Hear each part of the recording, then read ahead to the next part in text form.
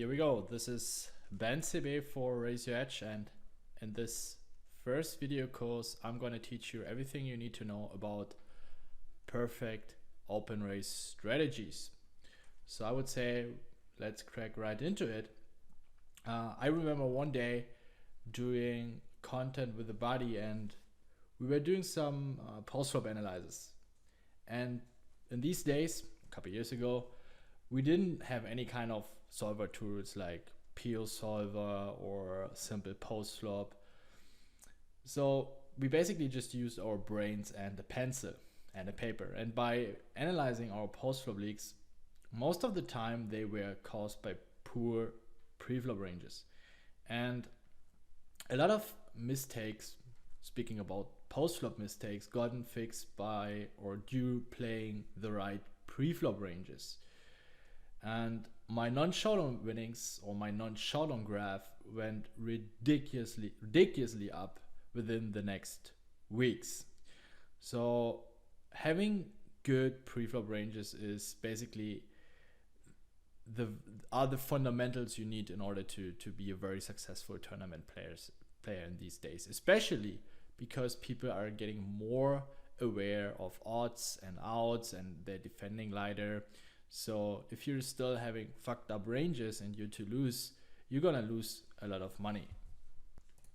So in that course, first I'm gonna start giving you an overview about the typical mistakes people do in these days, so you can go on and exploit these mistakes. I will give you some principles of correct open raising. We show you factors that impact our range. We're also gonna construct ranges there for post ante. I'm gonna give you adjustments for stack sizes between 25 and 40 big blinds, as well as for 10 to 25 big blinds. And not in this video, but in the next videos, in the second part of this video, I'm gonna show you real hand examples. So every single video is divided into two videos. The first video is where I show you the theory, I show you principles, I show you strategies, and basically that the concepts that stand behind the hands that I'm going to show you in the second video. And as already mentioned, in the second video, we're going to do real hands. And I highly recommend always watching the first video, because otherwise you might not really understand why I do certain things, and I'm not gonna fully repeat all the theories in the practical part. So what can you expect here from that video? You can expect guidelines to open race properly. I will give you exact ranges you can use right away. I'm gonna upload them, you can download them, you can print them out, and you can play with them. Yet I don't really recommend that, because just copying things, it might work here and there, but in order to understand things and in order to implement things, you should rather do it for yourself. You should create the ranges with the help of my instructions, with the help of my guidelines and advices, and then you can compare them to my ranges and then make amendments and fix them if you need to. Also, by following my instructions and guidelines, you're going to be able to handle tricky post-flop spots, or rather you're going to avoid them, and you'll be able to make proper decisions every single time. And you can also expect for the second part of the video, or for the second video, a lot of explanation based on real hands. So let's crack into it, and I show you some typical mistakes people do in these days. Their ranges are too static.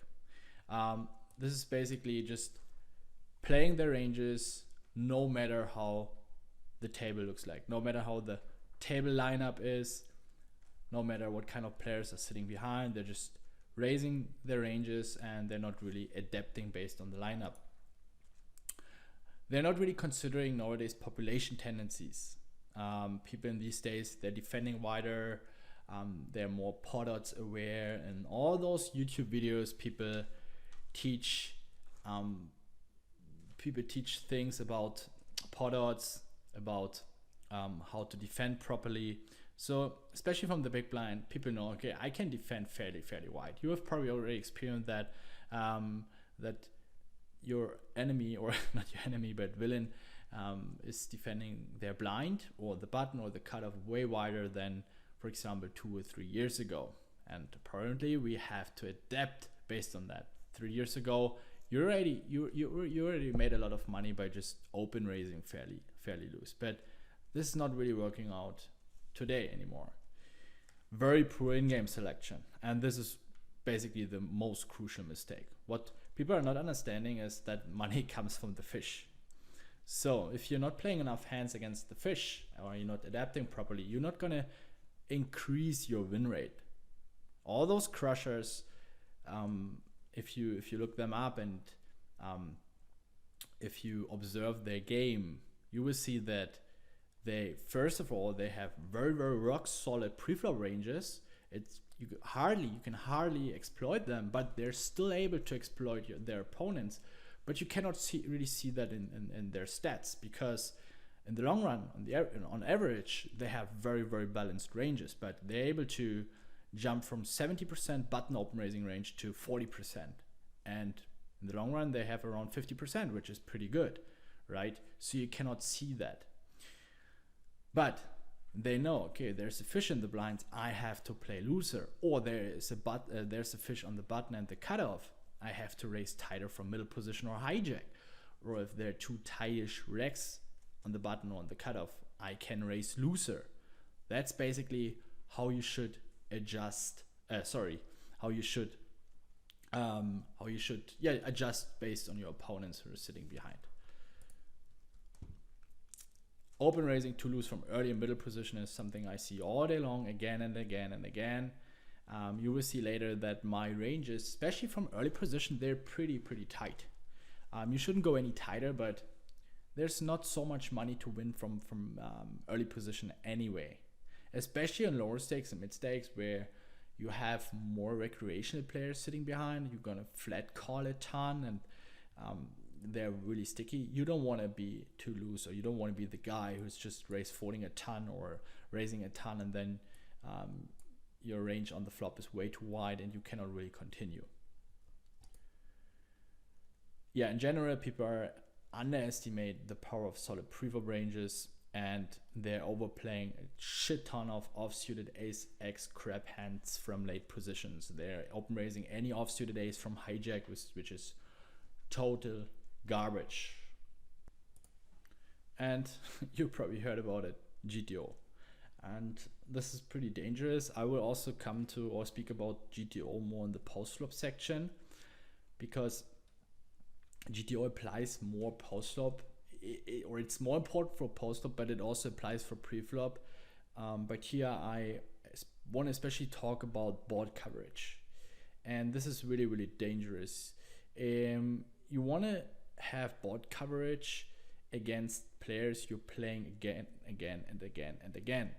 Because if someone figures out that in certain situations you're not really having that many nutted hands, because, for example, if you're just raising Broadway heavy hands and high pocket pair hands, you're not going to have many nutted hands on low board, something like 6-5-4 or 7-8-9 or 3-4-5. You're not going to have straights. You're rarely going to have sets. So that's what I mean by board coverage. But nobody is just exploiting that on lower mid stakes. So GTO basically means that the single hand might not be very profitable as an open raise, but for our entire range, it makes a lot of sense to open raise that hand, so that in case a board like 4-5-6 or 6-4-3 or do 3-4 is showing up, that we also have straights, sets in our range, so our opponent cannot exploit us and bluff it ton and also go very thin for value. But again, nobody in low stakes or mid stakes and even high stakes is playing enough hands against you so that he can figure that out. So you don't really need to be afraid that someone is going to exploit you. This is just bullshit. So we basically want to open raise those hands that are profitable, the hand itself, and not think about our entire range. So here I'm going to give you a few principles you can apply in order to open raise the correct ranges and MTTs, and also being able to make adjustments. But let me say something first. It's not about knowing the right thresholds or the exact thresholds and like, okay, if this guy has a VPIP of 28, I have to do this and this. No, if you have the rough thresholds and you'll be able to make proper adjustments, even though they might not be 100% perfect, you gain already a huge edge over the field. So don't confuse yourself, don't overwhelm yourself that you have to be 100% right in every single spot. No, it's about knowing the tendencies and then making proper adjustments. So from early position, we can hardly make adjustments because there are just too many players sitting behind. If we open raise from under the gun or under the gun +1 or 2, there are 6 to 8 players sitting behind. So there are just too many players involved that can have impact on our range. I mean, it must be a very soft lineup where we can be tremendously loose. Our range is pretty tight anyway, so we shouldn't go any tighter. So the only question is, can we go looser? And that is especially the case when there are two big fish sitting in the blinds. From middle position, we can start making little adjustments based on the button or also based on cutoff and the blinds. So here, if the button and the cutoff, the button is always the most important position. He can bring us in very dicey situations when we are not open raise properly pre-flop. So always take a look at the button and then to the blinds, especially button, big blind, small blind. That's basically the order you have to follow. And if the button is tight, we open raise looser. If the cutoff is also tight, we can go even looser. And if there are two fish in the blinds or one fish, we can go even looser again. So if the lineup is something like tight reg on the button, tight reg in the cutoff, one fish in the blinds, boom. Instead of just raising 32% from the cutoff, I would open raise 40 to 50% from the cutoff. If I'm the hijack and my range would be 30%, usually I would open raise 40 to 45% just because of the lineup is so soft. Late position, here we make tremendous adjustments. That's basically when we're in the cutoff, when we're in the button and blinds are tight or very weak. We can increase our ranges by 10, 20, 30% easily. So let's say we open raise 45 to 50% from the button and the big blind is a super nit and the small blind is whoever, a reasonable player. We should open raise around 60 to 70%. Same for the cutoff. If the button is tight, there's one fish in the blinds. Instead of raising 30%, we should open raise 40, 45%. But we should also go a little bit tighter if the lineup is very nasty. So if there's a sticky player in the button and there are very aggressive players in the blind or very good regulars where we hardly win any money, or let's say we are not really having an edge on them, we shouldn't go any loser.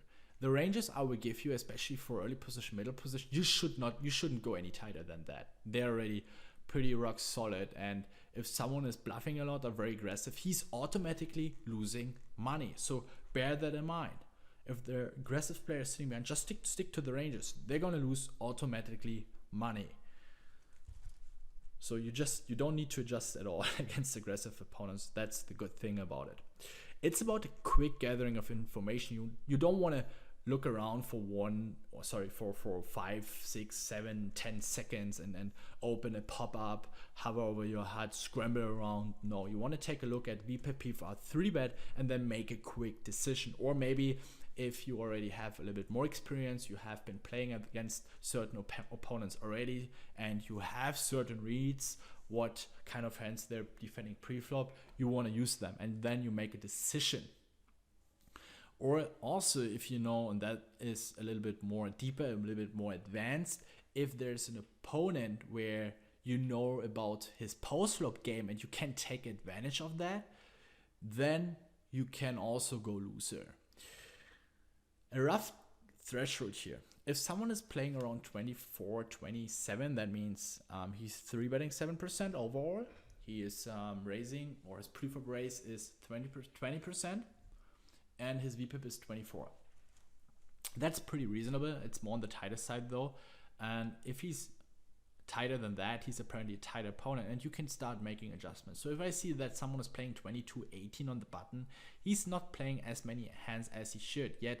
That means that he's probably not defending his button wide enough. That means I'm gonna go wider from the cutoff. Why not? I don't give a fuck about GTO, what I'm supposed to open raise there. The same for the big blind. If someone is playing 20-18 or 21-16 and 3-bet of 5%, he's never defending his big blind as he's supposed to defend. So why should I stick to my range? I go wider than that. I'm gonna print a lot of money just by open raising loose.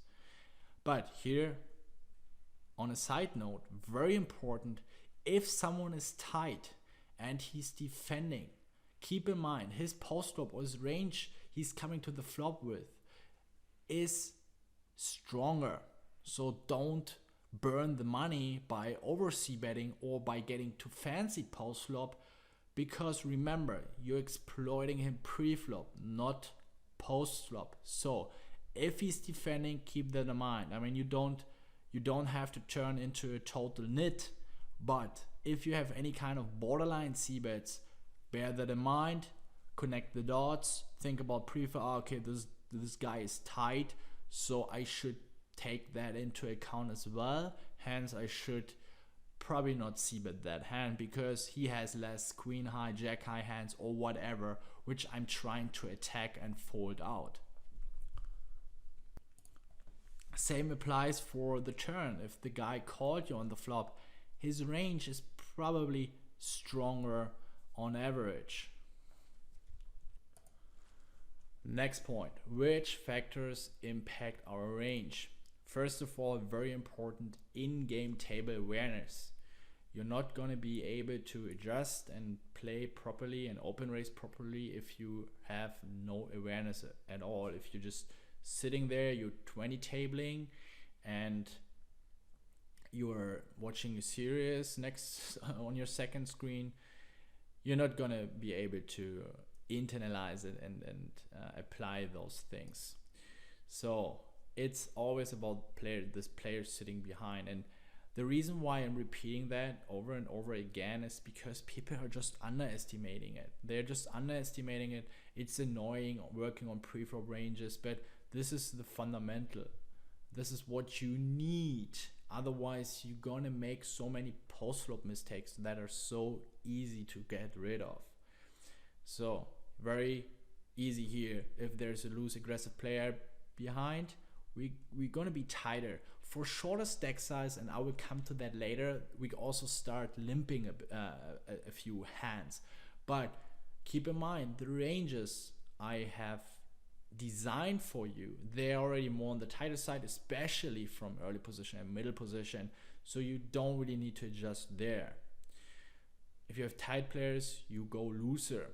And if you have loose, but they are very passive, so they are those typical 50-20 players. And if I use the number 50-20, I always mean, or if I just say two random numbers, 50-20, 40-20, 22-20, I always mean VPIP and PFR. That means how many hands they basically play pre-flop. So if you have a guy playing around 50-20, you want to open raise tighter and a playable range if the guy has position on you. Yet if the guy is sitting in the blinds and you have position on him, you shouldn't be that tight anyway, because he seems to be a huge whale and we're going to make a lot of money against him post flop. But I will also show you that on the ranges I have constructed. And also we're gonna take a more deeper look into how exactly to adapt based on the real hands, which we will do in the second video. Because you might ask yourself right now, yeah Ben, but what does it mean, be tighter, be looser? No, remember, in this video we just talk about the concepts. Here another few factors that impact our range. Again, players in the blinds, if they're fish, we're gonna be looser.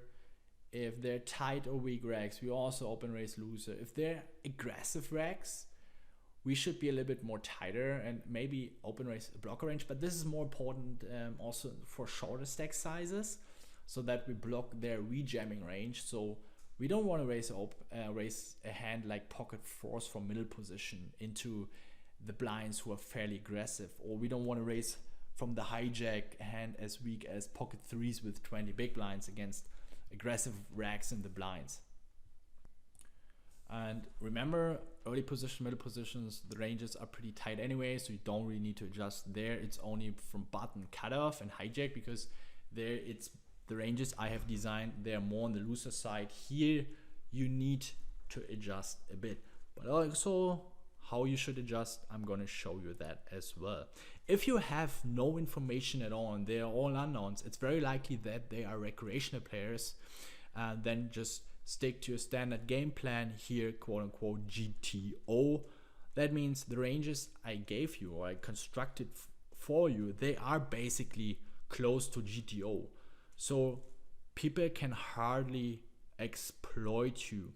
I have apparently considered population tendencies, so that we should open raise a bit looser from the button, because people are not 3-betting as much as they should from the small blind. Hence we realize more equity from the button. We see more flops, we're going to play more in position. The same for the cutoff and the same for the small blind. But other than that, the ranges are pretty tight anyway, and nobody will be able to exploit you. So if you have that thought of, oh, this idiot sitting behind me and he's 3-betting me and he's exploiting me. No, he was just lucky that you just had bad hands. If you just stick to ranges and you're not going crazy, nobody will be able to exploit you unless you're not making any crazy folds pre-flop against 3-bets. But how to play against 3-bets, that will be part of a different video. Now I will show you the ranges I have constructed for you. They're basic ranges. You should always try to adapt to the table lineup as best as possible. The transitions are floating, so don't take the thresholds too seriously.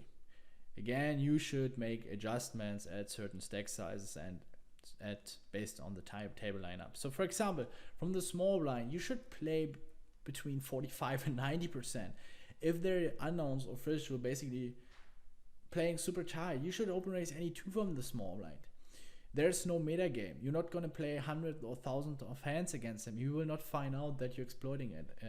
I mean, you should not open raise 5 orbits in a row against him, but the thing is that you're going to be first in from the small blind 3 or 4 times in a row. This is very unlikely. From the button, same should be here. If there are 2 big fish or 2 tight players in the blinds, why not open raising 90% of your hands? So be very flexible and always adapt. From another gun, you should definitely open raise somewhere between 10 and 15%. We start with 40 big blinds and deeper. And from another gun, you see 11%. It's pretty tight. You should never go tighter than that, unless we have some ICM considerations at the final table. But if you have more than 40 big blinds on the final table, you're one of the big stacks and you should open raise looser anyway. Don't get confused. It says 100 big blinds under the gun. This 100 big blind, it stands for early game, big stack. So this range is for 40 big blinds and more. So if we have that situation that the table lineup is pretty soft, the players sitting behind are not that aggressive, then we can also open raise for a few more suited aces, a few more pocket pairs, especially when the blinds are very weak. You can also limp them. You can also limp a hand like ace-7 suited, pocket fives, pocket sixes. That's no problem at all. So we should play somewhere between 11 and 14 to 15% here from under the gun. Under the gun +1, our standard range should always at least 12%. So here from under the gun, this is at least. You should not raise tighter than that. From under the gun +1, we should raise at least 12%. We're gonna open raise a few more suited aces. Here again, table is soft, blinds are fishy / weak, button is tight. We can also open raise any suited ace, if any pocket pair, and also start raising a hand like king, queen off. From under the gun +2, our range should be at least 14%. Now we start open raise a hand like king, queen off, pocket fives, also 8-7 suited. And if, again, table is soft, good lineup, and now you know what it means, a good lineup, so I don't need to explain it anymore. We can also open raise a hand like ace-10 off, or the suited aces, or maybe something like king-9, 7-6 suited. From MP, we should always open raise at least, or you can also say under the gun +3, but here I use the term middle position, at least 17%. We should open any suited ace, we should open king-jack off, we should open ace-10 off, we should open any pair, 7-6 suited as well. And again, if table is good, we add those hands like jack-9, queen-9, king-9 suited, 10-8, 9-7 suited, queen-jack off, king-10 off. If, for example, the players are very passive, so they're playing something like 50-20, 40-20, and remember what I've told you earlier, what those numbers mean. I'm not gonna repeat it. So the VPP for RGAP is fairly high, and that means they're more on the passive side, but they want to play a lot of hands. We want to limp those hands. We want to limp a hand like king-9 suited, queen. Oops, sorry. Just have to go back. Here we go. Like king-9 suited, queen-9 suited, jack-9 suited, queen-jack off. We can also limp those because we have not that much forward equity, because they're going to call us very often. But since they're pretty weak, even though they have position on us, but since they're recreational players and weak, and they're going to make a lot of mistakes, we want to play those hands against them. And if there's a lot of action behind, so someone is raising or 3-betting, we can let go of those hands. As easy as that. Hijack. We should always raise at least 25% here. We open any Broadway hand, also hands like king-8 suited. It's also totally reasonable opening a hand like 9-7 suited here. Again, this is the range we should always open raise at least. If someone is open raising king-7 suited, is a standard open raise, it's not horrible. Again, the transitions are basically floating, and if cutoff and button are tied, you can open raise any ace here, right? Or hands like 10-7 suited, king-5 suited, and you can go up to 30-32%. From the cutoff, we should open raise, and this is now more on the loser side already. If the button is sticky, if the blinds are good and there's not so much money to win anyway, I would fold a few more of suited aces. I would fold a hand like 5-4 suited, and I would probably raise around 29-30%. Here I go a little bit tighter, but you shouldn't go tighter than 30% unless they're super maniac, but this is rarely the case. And if button is tight, if we have those dream setup of button is tight and there's at least one weak player in the blinds, we should open raise around 40%. That means any suited king, 6-4, 9-6, queen 6, queen 5 suited, any ace, king 9, queen 9, jack 9, 10-9 off, 6-4 suited, those kind of hands. And then we open raise around 37-40%. From the button, you see our range is pretty suited heavy and not that many off-suited kings. They don't have that much value anyway, but again, if black players are tight, are not that aggressive, or they're also weak, we can go up to 80%, no problem at all. If I see the big blind is playing something like 18-11, I'm not folding a hand like 10-6 off. I'm not folding a hand like 7-6 off. But if there's one decent regular and an unknown, I stick to my 50% range here, or even 45%. If someone just wants to open 45%, that's totally fine. Here again, remember, the late positions are a little bit looser than the average player is open raising from these positions. the small blind. Here we are open raising 46%. Remember, we are out of position, and this is a raise only strategy. Here I also implemented how to react against 3-bets. But how to play against 3-bets, this will be also part of another video. But here I want to show it you for the small blind already. So I implemented the 4-bet bluffing range, our 4-bet for value, our fold versus 3-bet range, and our call versus 3-bet range. It's questionable if you want to 4-bet a hand like ace queen. You can also just call against the 3-bet, but then you should 4-bet bluff a little bit less, otherwise you are over bluffing.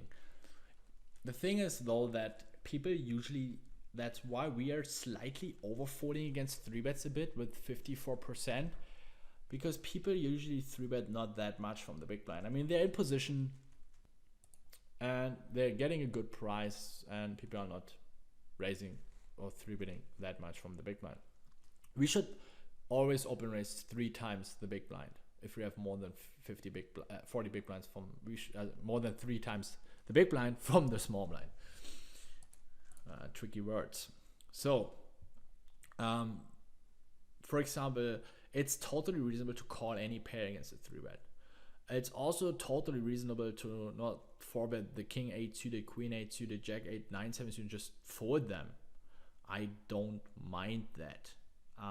But if you play against a reasonable opponent who is capable of 3-betting also pretty light, or let's say it in frequencies where it's pretty well balanced between value hands and bluff hands, we also want to be well balanced. We don't want to overfold. We want to continue with proper ranges. And why do we 4-bet those hands? First of all, we want to choose those hands that are fairly close as a defend. King 8 suited, queen 8, jack 8 suited, calling against a 3-bet might be a little bit too loose, but they might also be a bit too weak for folding. So we choose those hands. I mean, king 10 suited would be a waste of equity if we would 4-bet fold it, right? It's strong enough to call against a 3-bet. So all those hands that are strong enough to call a 3-bet, they play pretty good post flop. They have enough equity. We call those. And then we choose those hands that, first of all, they have the most equity against the calling range. So if our opponent, he 3-bets us and he calls our 4-bet, we want to have those hands in our range that have the most equity. And those are these kinds of hands that are marked as red. We don't want to 4-bet the bottom of our range, hands like jack 3 suited or 7-4-5 suited or queen 9 off, because those are just too weak. So if you're not 4-betting jacks, ace queen off and ace queen suited, you should also not 4-bet bluff that much, because otherwise you might over bluffing. Yet, I mean, same procedure here as well.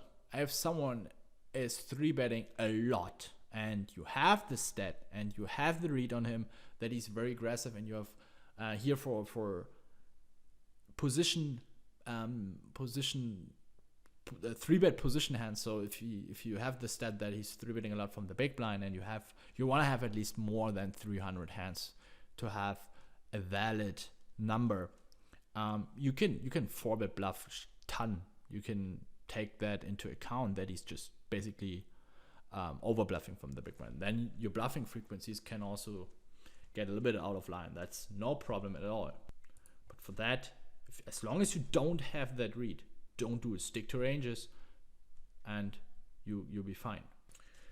So the thing is, I also gonna show you a mixed strategy. So hands where we, or a range where we open raise hands, we limp hands, and I'm gonna show you what hands to limp 3-bet with, what hands to limp forward, limp call, yada yada yada. So the question is, which strategy do we execute? If our opponent is more on the tighter side, he's not so sticky, we want to play in an open raise only strategy, right? And then we can also go a little bit looser than those 46%. It's no problem at all. If the guy is super tight, you should open raise 60, 70, 80% anyway. But if your opponent is very sticky and he's pretty good, I rather want to play a mixed strategy, because otherwise I cannot really raise that many hands from the small blind anyway. He's good. He's floating me in the right frequencies. He's bluffing a lot. I'm gonna realize my equity less. So I'm start playing a mixed strategy where I limp hands and I'm also raising hands. And here, this might look a little bit overwhelming. Just take your time, look at it. I have everything explained on the right side. The orange hands are those hands we limp calling with. The pink hands are those hands we limp 3-betting with. And the green, what is it, blue-green, hands like 10-6 utility here are all limp fold hands. And the brown ones are all limp 3-bet bluff hands with. And the yellow ones we are open raise calling against the 3-bet. It has one disadvantage. As you can see, we don't have a 4-bet range. That's because aces and kings is in our limping range, right? So since aces and kings, which is the biggest fraction of our 4-betting range, and ace king suited, when we open raise, we don't 4-bet bluff and we don't 4-bet for value, as easy as that. Because now, since we start limping, we also have to put a lot of stronger hands in our limping range. And if we start spreading our hands over like open raise 4-betting, open raise call, limp 3-betting, our ranges are just getting too spread it. And that's very, very hard to execute and very, very hard to apply. That's why we just keep it simple here. And we're not 4-betting at all, which is totally fine. We put our very strong hands in our limp 3-betting range. And if you take a look at the frequencies, you can also see that our opponent, he cannot really exploit us. No matter what we're doing, we have the right frequencies to continue. If he's raising too much against our limp, we have enough hands, strong enough hands we can continue with. If he wants to attack our open raise, we have also enough hands we can continue with. Again, if you make adjustments here and you say, okay, no, I want to put queen 10 off and jack 10 off in my limp calling range and rather open raise king jack, king queen off, yeah, that's okay. The reason why I put king queen, king jack off in my limp call range here is that I also want to have some stronger broad raise in my limp calling range. If I would also open raise them, you would see that basically my limp call range is my open raise call versus 3 range is very Broadway heavy, and my limp call range has barely any broadways. Guys, and don't forget the raise size. For your opponent, this is basically against the 3x big blind raise. If your opponent is 2.5xing, we have to defend more. I would call 10-8 off against the raise. I would call 8-7 off against the raise. I would call also 9-5, 10-6 suited, 7-6 off. Right, so I would call more hands. If our opponent is 3.5xing or 4xing the big blind, I would also start folding. I would, for example, fold jack deuce to jack 5, jack 6 suited, the weakest suited queens. Jack 8, queen 8 off. And then because our opponent is raising bigger, he's giving himself a worse price for his bluff. So we automatically have to defend less. So our adjustments for 25 to 40 big blinds. Don't overplay suited connectors and low pocket pairs pre-flop. I mean, we're getting shorter. Suited connectors and low pocket pairs lose value. They're very strong with steeper stack sizes. So the shorter we get, the less value we have with those hands. Make stack size analysis. What does it mean? If you have plenty of rejam stacks sitting behind, you want to become tighter. You have to become tighter anyway, because if someone 3-bets against you, you cannot probably bluff anymore most of the time. So you often have to play all in or forward, and when calling, the stack to pot ratio is going to be so shallow that you hardly realize your equity. So, let's say it this way, you're gonna realize less equity. If you open raise from the hijack, you should now raise around 23% from the cut of 27 and from the button 45%. Again, especially when we're talking about 25, 30 big blinds, people can just rejam the shit out of you if you are open raising too much. But this will be part of the Resteal video where we will talk, or where I will teach you everything you need to know about rejamming, how to react against rejams, yada, yada, yada. And we should start playing a mixed strategy from the small blind anyway, especially with 25, 55 big blinds. And that also applies for the stack size 10 to 25 big blinds. We don't want to raise forward hands like 9-8 suited and stuff. We have to protect our equity, especially 25 big blinds and less is a protection game. So how does our adjustments look like for 20 to 25 big blinds? First of all the ranges I'm going to show you will be uploaded, so you don't need to make notes regarding those ranges you want to, or the hands you have to open raise with, so you can use them right away. So I'm gonna show you them real quick here. I'm gonna again make them ready to go for you. This is our under the gun range here. Under the gun +1, under the gun +2, MP, hijack, cutoff, and button. So this is for 25 big blinds, and you can see now our range is getting even tighter. That's because otherwise opponents can just rejam a ton against us. So MP even 15%, but that is totally reasonable. And cutoff 26%, button 41%, which is still a little bit more on the looser side. And from the small blind here, we have a mixed strategy. So you can see here, we're still playing 68%. And this is the big advantage of playing a mixed strategy. Since we're limping, we can play more hands because we invest less money. And every single time you invest less money pre-flop, you will work with small open raise sizes, or you're limping, you can play automatically more hands. So you can see those hands we're open raise folding with. By the way, I just see that I would put this low suited hands here in my either limp calling or limp pushing. You can also limp push a few. I would not open raise fold them. So I'm gonna adjust that right away. So something like this. Oh, that was the wrong color. And you can also limp push here the off-suited aces, which is totally reasonable. Depends really on your opponent. If you're playing against someone who's playing 18-11, you should open raise anyway. But if it's more on the tighter side, I would not bluff that much. Tighter means if it's 3-bet stat, less than overall 88%. That is pretty tight. If it's more than 10%, I mean, I'm speaking about the 3-bet percentage, but you can, how much he's 3-betting is often a good indicator also how much he's raising with a small bet. Obviously, having the big blind, this is really important here, the raise big blind versus small blind limp is pretty crucial here.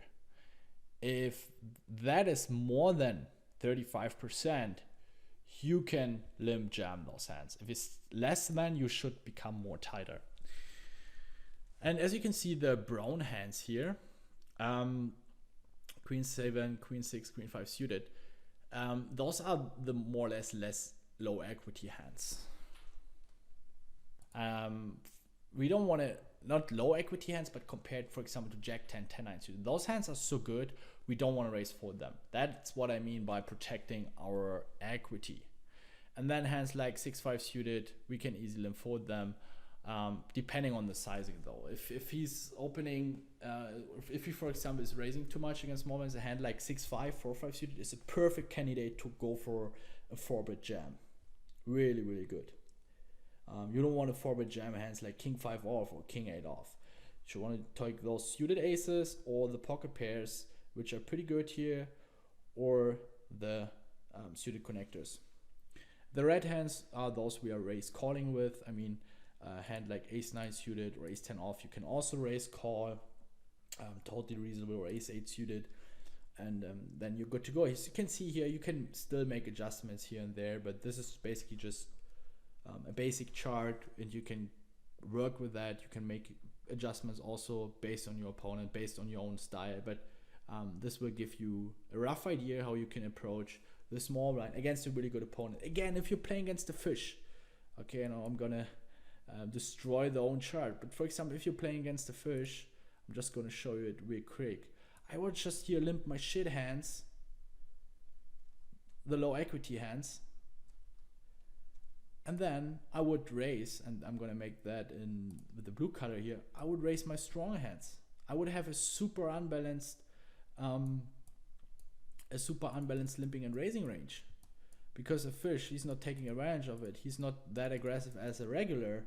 So I mean, this is a little bit now not accurate. Obviously, I just want to show you the principle here.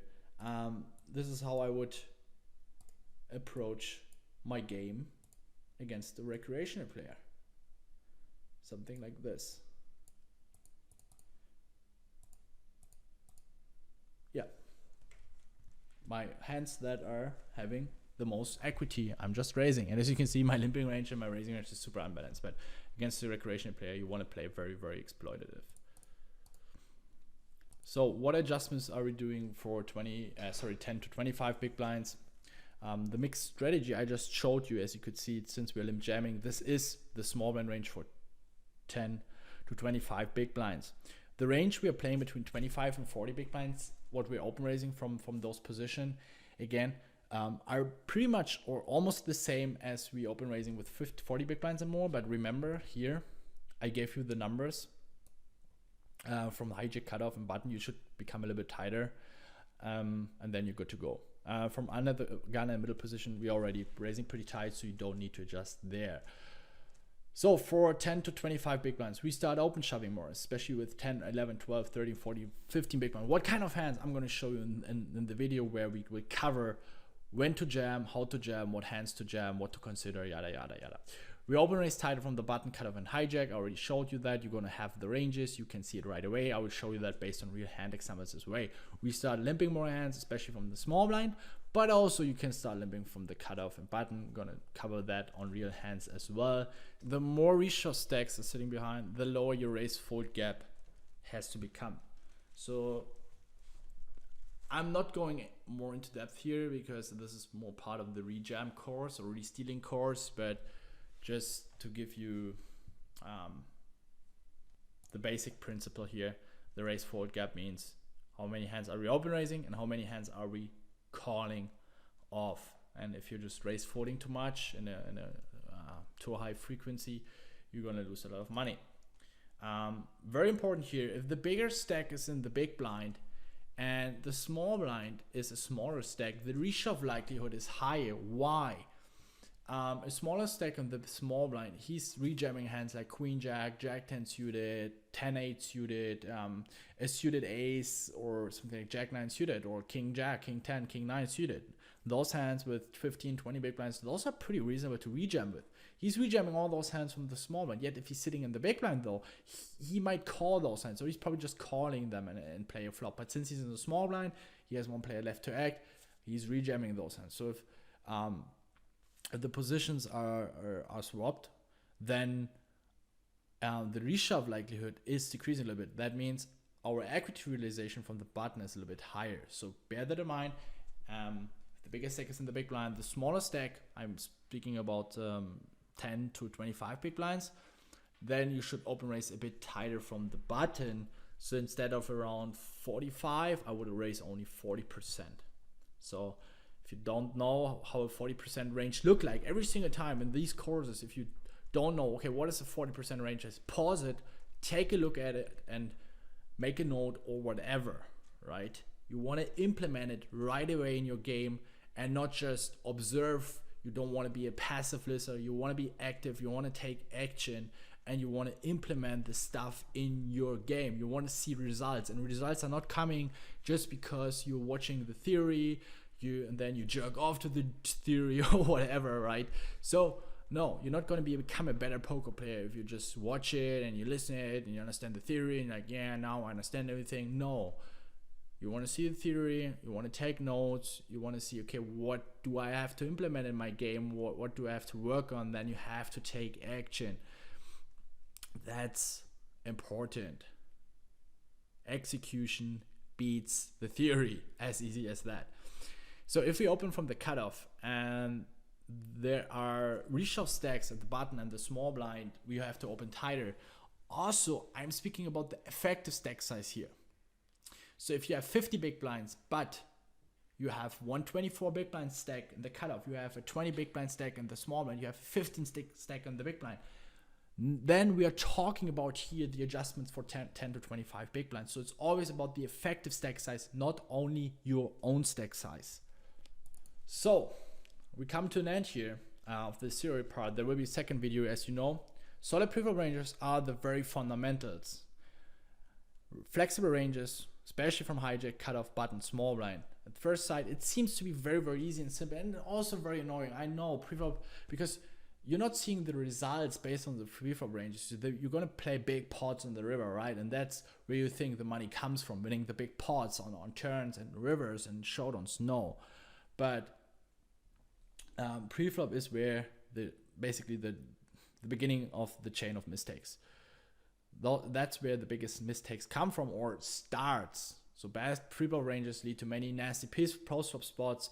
You're often dominated, you're losing on showdown winnings, you're gonna be in many tough situations. So, and especially for unexperienced and players or multi-tabling grinders. So if you're one of those guys who they're grinding a lot, multiple tables, you should have very solid preflop ranges anyway, so that you can focus on multi-tabling, which is, I'm not blaming it, right? You can, it's at the end, it's about increasing your hourly.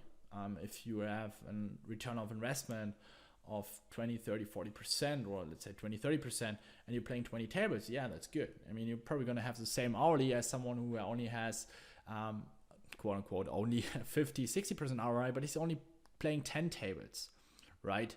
So it's all about the hourly. But if you're one of those multi-tabling grinders, bear in mind, you especially then you want to have very rock solid preflop ranges. With rock solid, I don't mean super nitty, no, but they have to be solid.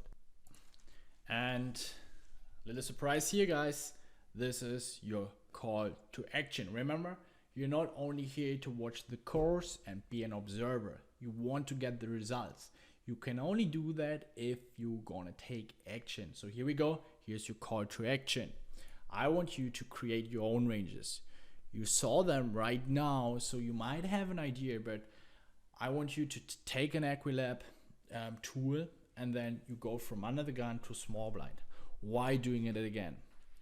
You have to learn them anyway. So you have to spend time on recognize them, learning them, and internalizing them.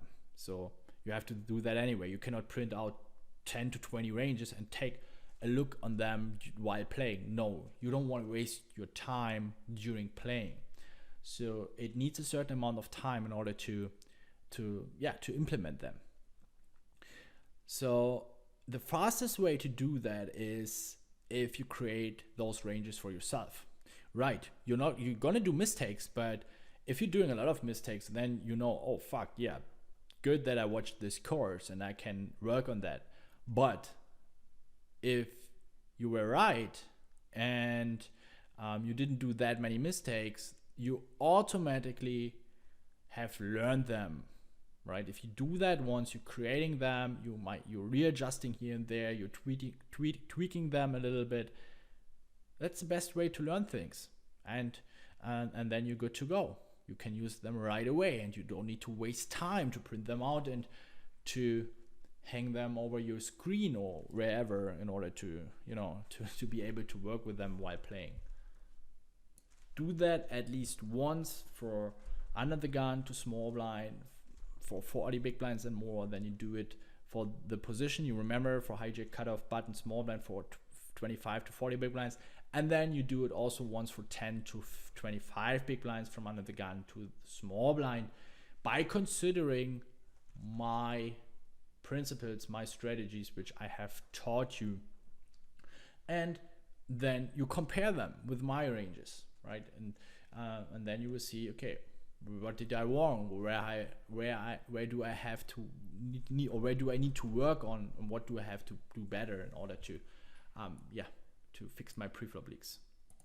Just make a summary of what you have learned here, and this is really important because it is scientifically proven that everything we write down, we will be able to memorize way better and way longer. So if you're not making any notes, it's very likely in 1 week you will forget everything again. And this is not what I want. I want you guys to take the most out of it and crush crush the games. So I know this is work, but again, it's about execution, it's about doing, it's about taking action. And it's not that much. It's not so much you have to do here. Just making a summary, 3-4 points, crucial points. It can be short, it has to be on point. Don't write a fucking wall of text in 2-3 weeks or in 6 months. If you take a look back and you look at it right away, you want like, okay, those were the points I've been working on, those were my sticking points. I always recommend do 2 or 3 points, the main points of the video, then also points where you realize, okay, those are my leaks, those are my sticking points, and then the points you want to work on and how you want to work them. And all in all, they're like 5, 6, 7, 8, 9 points. It's not that much. It takes maybe 5 to 10 minutes. You should not sit down and write a fucking book. Your goal for the next 4 sessions, in-game awareness. How can you do that? You can, as easy as that, you write down your goal for that session. Okay, my goal for this session is I want to be very aware when I open race pre-flop. You can set a timer. You can set your timer for 10 minutes. There you avoid getting into that unconscious mode of just, grinding and playing a B or C game. And every single time the alarm clock rings, you're like, reminder, awareness reminder. And you immediately know, okay, yes, I have to be more aware in game when I open raise hands. I should take a look at the button. I should take a look at the blinds. And at some point, you will automate that process and you're going to be able to not even waste your energy. In this very moment, it costs you a bit of energy because you have to remind yourself, you have to be aware. But at some point, it turns into your unconscious competence and you're going to be able to do that right away. It's like open raising aces, right? You're also not thinking about, hey, I have aces. It's the best starting hand in poker. I think it's a profitable player, open raise. No, it's good. The same is with every single sticking point. You need to train your awareness, and then at some point it turns into your unconscious competence, and you can do it right away. And you don't need to waste time or energy, and you just take the look within 1 or 2 seconds at the button, at the blinds, and then you know how to or what ranges to open raise. Right, guys, that's it for the first theory video.